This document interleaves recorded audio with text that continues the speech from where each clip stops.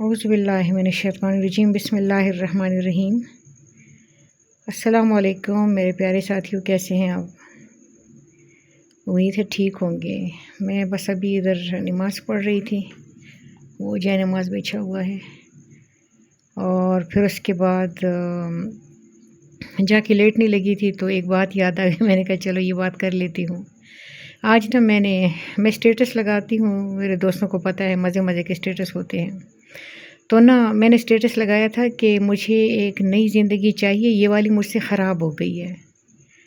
تو وہ میں نے مذاق میں ایک اسٹیٹس لگا دیا کہ یہ والے مجھ سے خراب ہو گئی، مجھے نئی زندگی چاہیے۔ اس پہ بہت ساری لڑکیوں نے مجھے میسج کیا، بہت ساری اسٹوڈنٹس نے اور دوستوں نے، کہ مجھ سے بھی خراب ہو گئی، مجھ سے بھی خراب ہو گئی، ہمیں بھی نہیں چاہیے، ہمیں بھی نیو والی۔ بلکہ ایک بچی نے تقریباً روتے ہوئے مجھ سے درخواست کی کہ کوئی حل بتائیں، اور ایک لڑکی نے کہا کہ اگر آپ کو کوئی دم آتا ہو تو بتا دے کہ میں اپنی زندگی کو بچا سکوں۔ ایک نے کہا مجھ سے تو بہت بری طریقے سے خراب ہو چکی ہے اور میں کی کراں، اس طرح کے بہت سارے سوال آئے تھے۔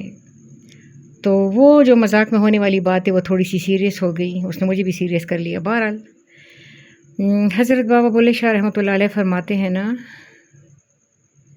کہ استغفار سے بزرگی کی ابتدا ہوتی ہے۔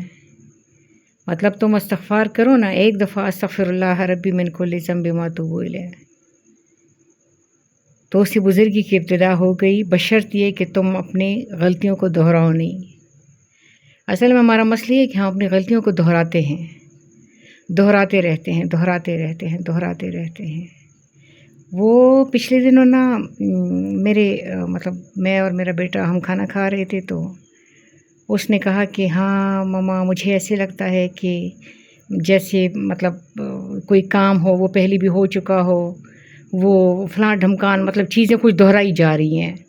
اس نے کچھ چیزوں کا کہا کہ دہرائی جا رہی ہیں، تو میں نے جو بات کی نا، اس نے کہا چپ کرو ماما، بس مجھے الجھن ہونے لگی ہے، میرا دم گھٹنے میں نے اس سے کہا کہ ہم مسلسل تکرار میں مبتلا ہو گئے ہیں۔ تکرار تو ہمارے لیے ایک عذاب ہے، ایک مصیبت ہے، اسی تکرار میں تو ہم پھنسے ہوئے ہیں۔ تو کہتے ہیں کہ کون سا تکرار نا؟ میں نے کہا یہی تکرار نا کہ کھانا کھاؤ، 4-5 گھنٹے بعد اور 10 گھنٹے بعد واش روم جاؤ، پانی پیو، پھر واش روم جاؤ، سو جاؤ، پھر صبح اٹھو، پھر سو جاؤ، پھر صبح اٹھو، کالج جاؤ، واپس آؤ، پھر کالج جاؤ، پھر واپس آؤ، نہاؤ، کپڑے چینج کرو، پھر نہاؤ، پھر کپڑے چینج کرو۔ ایک تکرار ہے جس میں ہم پھنسے ہوئے ہیں۔ تو اس تکرار سے اس کا حصہ ہم تب بھی بن جاتے ہیں۔ میں نے آپ کو بتایا تھا نا کہ ہر بشری سطح پہ کرنے والا کام تجھے اپنا غلام بنا دیتا ہے، تو اس میں پھنس جاتا ہے۔ ہر بشری سطح پہ جو ہم کوئی کام کریں، اگر مثال کے طور پہ ہم نے اس کو روحانی سطح پہ اپنے آپ کو نہیں سمجھا، ہم اللہ تعالیٰ کے جب ہم خلاف جاتے ہیں تو ہم ان کاموں میں پھنس جاتے ہیں۔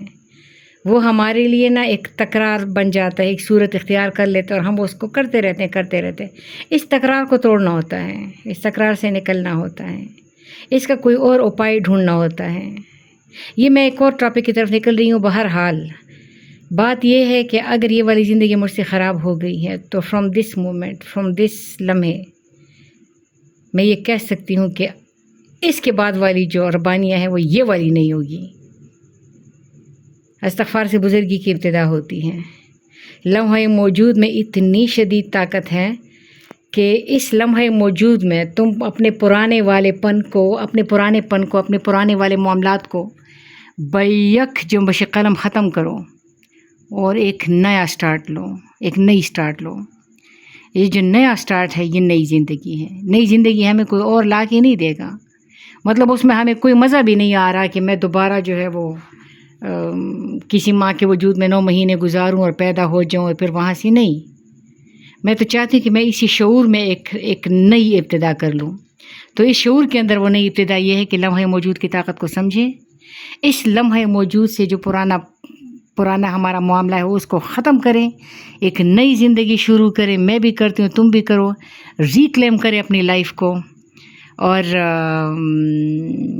جیسے میں نے تمہیں بتایا تھا کہ ہم تبدیلیاں ہم کیوں نہیں لا سکتے، کیونکہ ہم اپنے آپ میں چھوٹی موٹی تبدیلیاں لاتے ہیں.